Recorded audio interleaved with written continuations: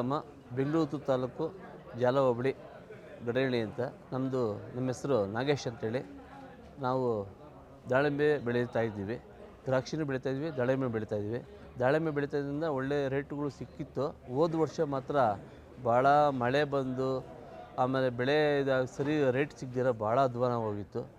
ನಾವು ಇಲ್ಲಿಂದ ಪೂನಾಗೆಲ್ಲ ತೊಗೊಂಡೋಗಿ ಮಾರಾಟ ಮಾಡೋಕ್ಕೆ ಹೋಗಿ ಭಾಳ ಅಧ್ವಾನ ಹೋಯ್ತು. ಅಲ್ಲಿ ದುಡ್ಡುಗಳು ಕೊಡ್ದಿರ ಆ ಮಾರ್ಕೆಟ್ ತೊಗೊಂಡು ಹಾಕಿ ಇಲ್ಲಿಂದ ಗ್ರೇಡಿಂಗ್ ಮಾಡ್ಕೊಂಡೋಗಿ ಭಾಳ ತೊಂದರೆಗಳು ಅನುಭವಿಸಿದ್ರೆ, ಇಲ್ಲಿ ಕೇಶವಣ್ಣ ಅಂತೇಳಿ ಇಲ್ಲಿ ಹೊಸೂಡಿದ್ದರೊಬ್ಬರು ಚಿಕ್ಕಬಳ್ಳಾಪುರದ ಹತ್ರ ಮಾರ್ಕೆಟ್ ಮಾಡಿದ್ದಾರೆ. ಇದು ನಮ್ಮ ಸುತ್ತಮುತ್ತ ರೈತರಿಗೆಲ್ಲ ಭಾಳ ಅನುಕೂಲ ಆಗಿದೆ. ಯಾಕೆಂದರೆ ನಾವು ಇಲ್ಲಿಂದ ನಾವು ತೋಟದಲ್ಲಿ ಬೆಳೆ ಹಣ್ಣು ಎಲ್ಲ ಮಾಡಿ ಕೊಡ್ತಾಯಿದ್ರೆ, ನಾವು ಮಾರಾಟಕ್ಕೆ ಆಗಲಿಲ್ಲ ಅಂದರೆ ನಾವು ಇದು ಹೊಸೂರು, ತಮಿಳ್ನಾಡು ಹೊಸೂರು ಬಾರ್ಡ್ರಲ್ಲಿ ಅಲ್ಲಿ ಹೋಗ್ಬೇಕಾಯ್ತು ಮಾರ್ಕೆಟ್ಗೆ.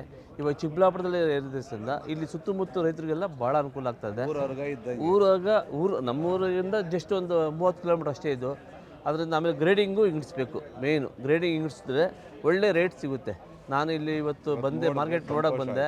ನಮ್ಗೆ ನೋಡಿ ಸಂತೋಷ ಆಯಿತು, ತುಂಬ ಸಂತೋಷ ಆಯಿತು.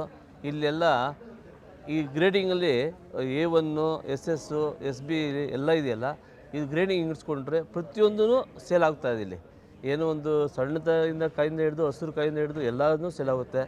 ಎಲ್ಲನೂ ಜನನು ತಗೊಳ್ಳೋರು ಕೂಡ ಸುಮಾರು ಜನ ಬಂದಿದ್ದಾರೆ ಇಲ್ಲಿ.